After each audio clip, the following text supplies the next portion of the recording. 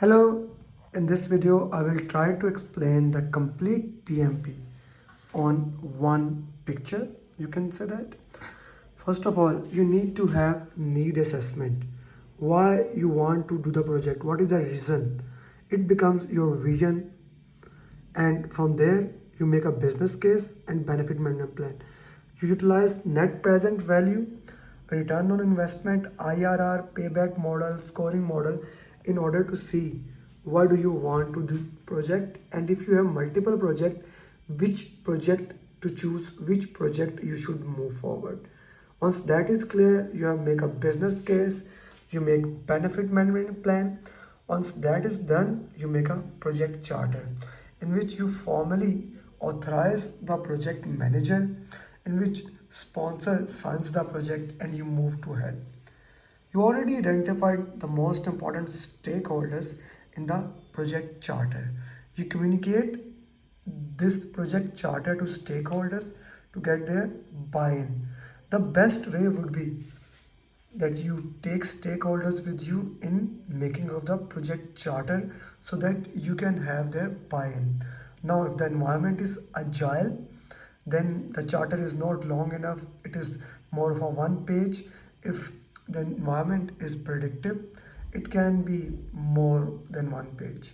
Then with the help of the charter, you actually make stakeholder register. You identify all the stakeholders, you see what are their power, what are their interest, and if a stakeholder has high power, high interest, you manage him closely. If he has less power and less interest, you put him on the watch list, and so on. So you make a stakeholder, you check what are their current engagement state and what are their desired engagement state. So once that is done, now here comes the difference between agile and predictive. If you are working in an agile life cycle, you will make a product roadmap, and that consists of complete roadmap with the release, 2 3 how many release you have, then iteration or sprint in it, and iteration and sprint we make product backlog, and from product backlog having high priority, high value items, we make sprint backlog. Sprint duration is 1 to 4 week.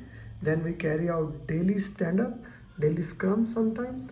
Then we go with the sprint review in which we show minimum viable product according to the definition of done. And then we have sprint retrospective, which has 5 steps: set the stage, gather data, generate insight, decide what to do, and close it. Now, basically, how do we make the product backlog? Product backlog is nothing but is a combination of user stories. And user story as a syntax, as a user, I want this so that this can happen. So the user story always written on the card. It has conversation as we show the syntax and definition of done. We prioritize the product backlog as high value, high risk items. We can utilize the techniques such as Moscow, 100 point, dot voting, Roman, like I agree, it does not matter, I disagree. Then fist of five, you can utilize voting, multi-criteria matrix. Then you also have, once that is done,